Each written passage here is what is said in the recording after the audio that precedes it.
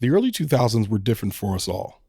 Some of us were finishing high school, some were happy that the Y2K problem was overblown, and all of us could see that Paris Hilton was everywhere. She had reality shows, a number one hit single, merchandise, movie roles, you name it, Paris had it. She capitalized and some would say originated the role of celebutante, and critics called her famous for being famous. In her new YouTube documentary, This Is Paris, we're introduced to a different, less seen side of the party girl heiress we've all come to know as she dives deep into her claims of abuse she endured while attending boarding school at age 16. I'm Ronald Young Jr., and I'm on the couch.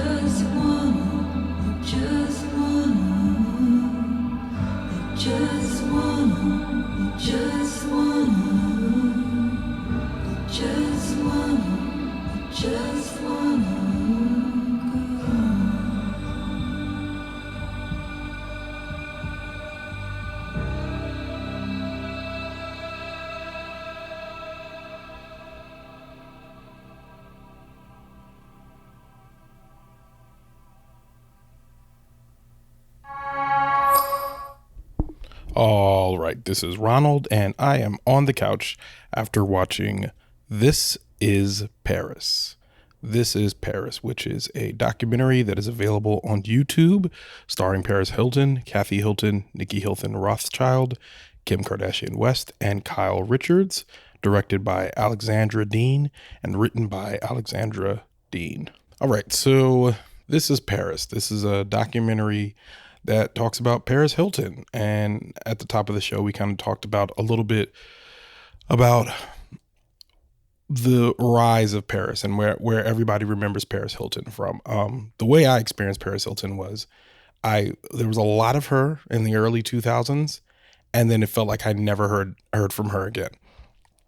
And I knew she was still around. Every now and then I'd hear a headline, Paris is doing something, Paris released something, Paris is a DJ now, all of that. And this documentary does a very good job of bridging the gap from when we were seeing Paris Hilton all the time to when we were starting to see less of Paris Hilton, and why is that? And she kind of covers it with one line by saying, I didn't really want to be a reality TV star. I wanted to focus on my businesses. And I mean, by all accounts, she was successful in making that transition. So we all know Paris from The Simple Life with Paris and Nicole, and before that she was kind of an heiress and famous for being famous. I use the word celebutante, found that on Wikipedia, but I think that's really good. What we have to remember is that Paris is really the original celebutante. Like, she's kind of patient zero when it comes to the idea of being famous for being famous and the idea of being a celebrity just for being a celebrity. I always think about the quote that Melissa Ford said, which was, there was a time when fame was a byproduct of success, meaning that you'd be really successful at something and then fame would also come. But she says that's not necessarily the case anymore. And this crop of celebrity kind of proves that. And that was Paris Hilton, Kim Kardashian, and they're probably the two most notable ones, but there's most certainly others that then, kind of smile their way into the camera and then find other things to do once they're there, whether it be business or using their skills as an influencer. But Paris Hilton was the original influencer. She was the first. She was the first one that people were sending clothes to because they knew if Paris took a picture in your clothes, everyone was going to be wanting to wear those clothes. And Paris says that. She even says in this documentary, people say I'm the original influencer, but sometimes I feel like I created a monster. Now, that is probably one of my arguments that against this being a good documentary, which is that they don't really unpack that the way they should, because you could have done a whole documentary based around the rise of Paris Hilton, Kim Kardashian West coming after, and all the Kardashians that come with her. You could make a whole documentary just about that, and how the age of the influencer and what they look like, how they take their pictures, how they look in the camera, all of that, and how this was all originated by Paris Hilton. And I'm sure there's somebody that came before Paris that wasn't quite doing what Paris is doing, but maybe walked in the same vein as Paris. But to say that what we have on Instagram right now, which is a bunch of people who are just very attractive that are selling you clothes or selling you makeup or selling you lip liner, that's all stuff that came from that era. And that's fascinating to me, but they don't really go into it. And the reason why they don't is because they spend this documentary is about an hour and 46 minutes long. And they spend about an hour of it just talking about Paris's childhood, even interactions between her and her sister. In my opinion, I don't think this is a well done documentary. But that being said, it really humanizes Paris. And it's not because of the way that they're editing it or the way they put the story together, but it's the things that they leave in there and let her interact with herself, the thing that she's saying. And then when you see that she's kind of dropping the facade. Now, I say kind of dropping the facade because I don't know Paris Hilton. I don't know how she actually is. All I know is that watching this, there was a few times where I was like, that looks like a real person, where there's even the way she react to something or say something that it like felt very much like a real person. Now, this is 2020. So I feel like the idea of somebody being a capitalist or having all this money and being able to do whatever they want with it, at some parts, I felt like maybe she doesn't deserve sympathy or understanding or any sort of relatability. But there's times where I'm sitting here watching this very rich woman. I think her net worth is $300 million. But there's times I'm sitting here watching this very rich woman just seem like the rest of us. And I think that was probably the only time that I had an inkling of thought of thinking of celebrities and rich folks as normal people with a lot of money. But then again, having the money and the wealth obviously skews their perspective. But that being said, when you get to the heart of this documentary or the real point of the documentary, it really, for me, I think that the theme of this is that no one is immune to trauma. So I think this is hamstrung because they put it in the last 30 minutes and they're kind of start alluding to it, that Paris is growing up and, and this is all stuff that's in the news. So I'm not spoiling anything by just telling you what's in the documentary. You could still watch it. But in the last 30 minutes, they kind of go into, and they've been building it to the whole thing. So they're talking about Paris's life. They're talking about where she was the reality star until the transition to businesswoman and then DJ. And she even talks a little bit about that. We even go with her on a DJ set. That's interesting.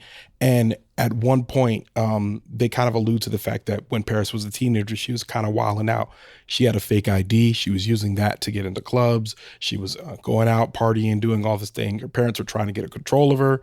So they sent her to a couple of like adult, like a teenage attitude, emotional camps or whatever. So they took them to all these different camps, outdoor adventure programs and stuff where it's kind of like those, you remember when we used to watch Jenny Jones and Ricky Lake and all that stuff, and they'd have the bad kids and they send them to boot camp. It's like that. That's where they would send them out. So Paris would go to these places, but she would break out. She'd run away. Every single one of them she ran away from until they sent her to one in particular. And that was the Provo school. I believe it's in Utah, which this was the worst one. She suffered a lot of abuse. There's actually more stories about the Provo school that are out. So she suffered a lot of abuse, mistreatment and all this from folks. And what she describes is that, and I just didn't think they did a good enough job of really cracking that shell, because again, and I don't know if there's footage we haven't seen or footage she didn't let be in the documentary, but they just at one point she says, this is all a facade. What I'm doing out here, how I'm talking to y'all, all that, it's a facade. And your first instinct would be like, of course it's a facade, because this is what rich people do. This is what celebrities do. They don't ever show you their real face. But then she says, this is all a facade because I'm still traumatized by what happened to me at Provo school. And at that point, I was like, okay, Okay, so that, and I had to sit there, and when I say relatability is because this is the same thing that survivors of abuse talk about, is putting up a facade and having to put on a veneer or shield or all of that. But the only difference between like the average survivor who doesn't have money or access is that Paris has all this money or access. She can retreat into the shell of a person that we see in front of us. That's like, you know, taking pictures and doing the vacant stare into the camera and all that stuff.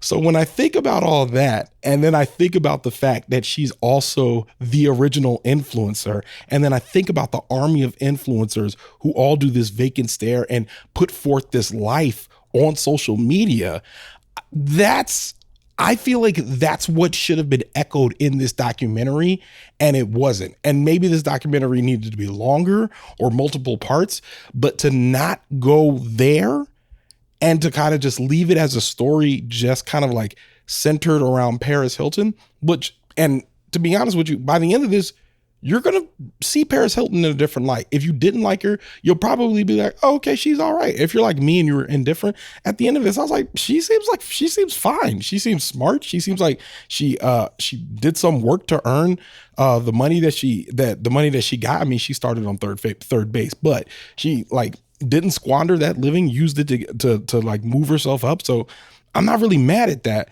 but the opportunity that they had to make a documentary that was compelling about the state that we're in right now when it comes to influencing, popularity, and social media. And they didn't, it was like a footnote, if anything, in this. And I think that's what bothered me the most about this documentary, which was that it could have been something much better than it was. And I think maybe they were hamstrung by the fact that they had to center it around Paris Hilton. But watching this, I just sat there and I was like, man, you guys really could have gone deep into this, and you didn't. And I'm still waiting for someone to really, because I'm saying if Paris Hilton is the Rosetta Stone when it comes to influencers, then I want somebody to tell me that story right now. Like, or at least let's have that discussion right now and talk about what influencers are. And I only say this because, again, when we talk about no one being immune to trauma, then seeing Paris Hilton, who then in like 2019 is coming out and doing this campaign to take down these schools so they could stop all this abuse at these places. It seems, and she says all these years, it's just, I've been just like trying, you know, I barely sleep at night because I'm still traumatized by the way they took me out of the house to this camp, what they did there, putting me in solitary confinement. I'm still traumatized by all that. And so it makes me go back to all of her interactions. And they talk about the fact that she's been in multiple abusive relationships. And they talked about like the choices that she makes in partners and all that. And you sit here and you look at it and it just reframes all of that in a way that, I mean, it's difficult to really articulate how meaningful that was to see that and to understand it in a way that I would have never understood it not for a rich person or for a celebrity, unless you told me. And I guess that I'm struggling with that because with people who are not celebrities or not rich, I guess you look at them and there's a realness that comes with them. But again, if they were a survivor of some sort of abuse or some sort of, if they suffered some sort of abuse, then there's things that sometimes you hear survivors tell you, this happened to me, and as a result, I don't do this anymore, or I have problems with this, or I don't like this, or I don't really want to deal with this, you know? And it manifests differently. But watching this rich person and watching the way it manifests with her, it's just completely different. I want to be clear. I'm not saying that every single thing she did was as a result of the abuse that she suffered at Provo. But what I'm saying is what she says is that the facade that she puts up was a defense mechanism as a result of the abuse she suffered at Provo, which it blew my mind. In a way that gave me compassion for her and compassion for, you know, abuse victims, survivors of abuse. and a way that just made me wish that they had just dove into this influencer nation thing more, because now I feel like everyone is following after an example of someone who was managing trauma, you know? And I feel like there's something there I can't quite articulate, but there's something there. And yeah, I don't know. I'm a little shook. So, you know what? I'll leave it there. Leaving the Theater is a production of Oh It's Big Ron Studios. Theme music by the mysterious Breakmaster Cylinder. To find out more about this show and other Oh It's Big Ron Studios shows, follow me on Twitter and Instagram at Oh It's Big Ron. That's at ohitsBigRon. If you like this show, check out our sister show, Time Well Spent. Leaving the Theater will be back soon, but until then, I'll be here on the couch.